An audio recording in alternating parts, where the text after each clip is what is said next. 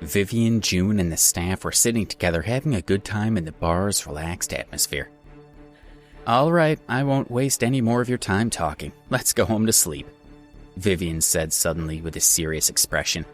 "I've already made an agreement to sell this place to someone from the city. In a few days, he'll take over the bar," Vivian said to everyone with a calm smile. But her news was so shocking that it caused a commotion among the staff. "Vivian, we won't let the new boss in," one of them cried out. "Don't sell the Angel Bar, don't," said another. They had a mixture of sad and excited looks on their faces. Vivian and June had treated them well at the Angel Bar. Hearing that it had already been sold, they felt as if their home was gone. Alex was also very shocked. He had thought about buying the bar before, but too many things had happened recently, and he had forgotten about it. He didn't expect Vivian to move so quickly. She had already discussed it with someone else. "Stop screaming. Do you think Vivian is happy to sell the bar? She probably feels worse than you guys," June told the agitated staff. Vivian had been discussing the sale of the bar with her, so she understood how hard it had been for her to make this decision. June was interrupted by Vivian. She could understand the feelings of her young staff. "I know that everyone is reluctant to part with the bar. I still remember when I interviewed each of you. I even promised you on the night before the opening that I would give you all a promotion and a raise sometime after 3 years." Vivian recalled the scenes from her past. Tears welled up in her eyes, and her voice became choked with sobs. "But I didn't fulfill my promise to you all. It's my fault. I'm sorry, everyone." Vivian bowed deeply to her young staff. "I don't blame you," said one. "Vivian, please don't be like this," said another. "Vivian, we love you," said another. All the youngsters crowded around to comfort her. "All right, thank you, everyone, thank you." Vivian was very touched.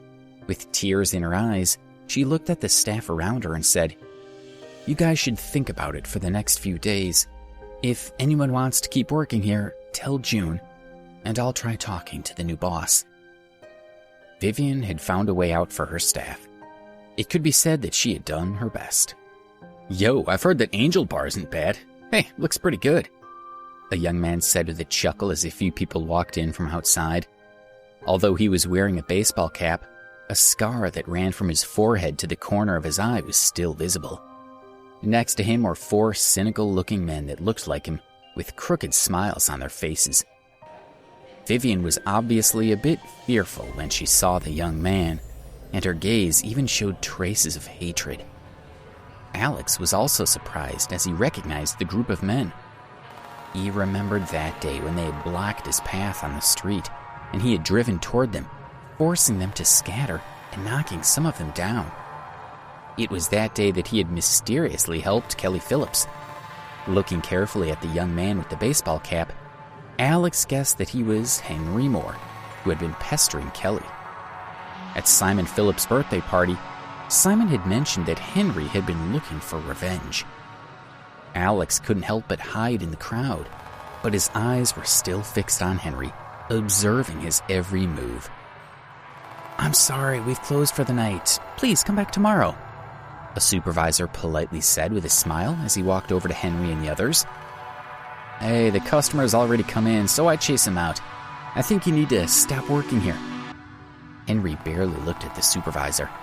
Instead, he and a few of his lackeys sat down with a grunt.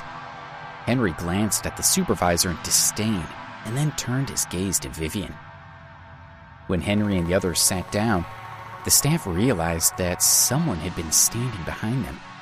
This person looked extremely thin and weak and had been hidden by Henry's group.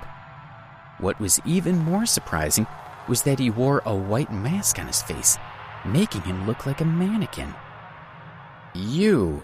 The supervisor had some status in the bar, so he was quite miffed after being scolded by Henry in front of so many people. "Oliver, shut up," Vivian shouted. "Vivian, it's fine if you don't entertain such a person," Oliver said to Vivian in embarrassment and anger. As Oliver turned toward Vivian and spoke, Henry struck him on the back of the head. Only the little masked man was standing firmly behind Henry. These people had strange hairstyles, gold chains, silver rings, and a ferocious look on their faces, causing the young men to lose some of their courage. "Sit down," Vivian said with a frown to her staff in a low voice. Everyone was still unwilling to accept it, but they finally sat down after she said it again.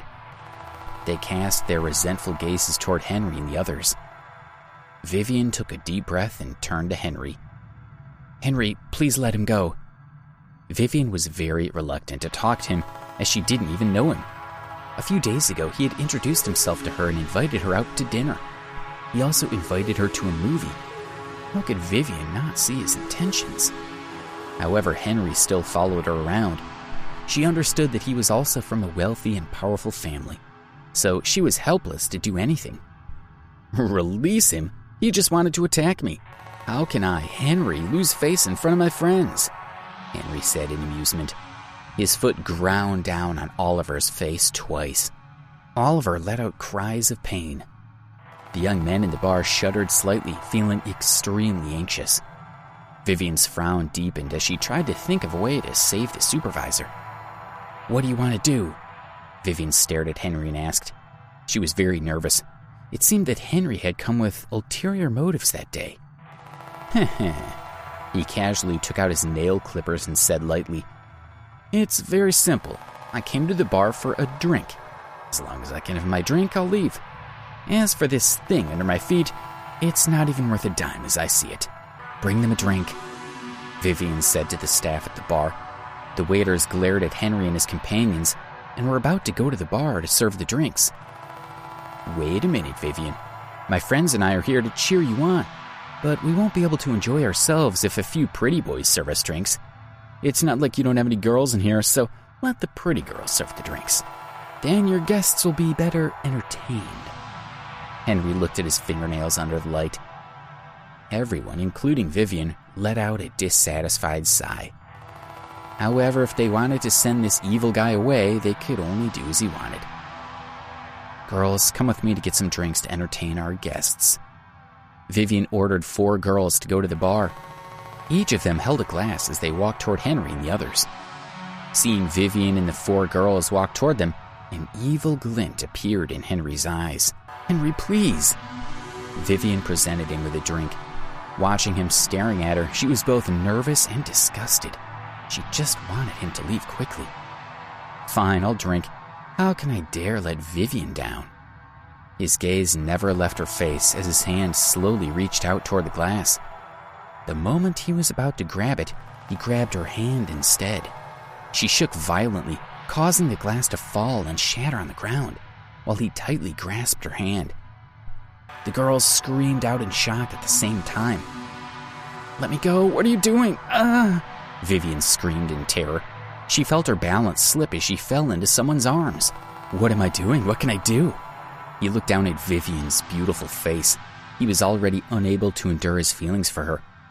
Please subscribe to the Pocket FM YouTube channel and press the bell icon for instant notification. Check out our channel for more such exciting shows.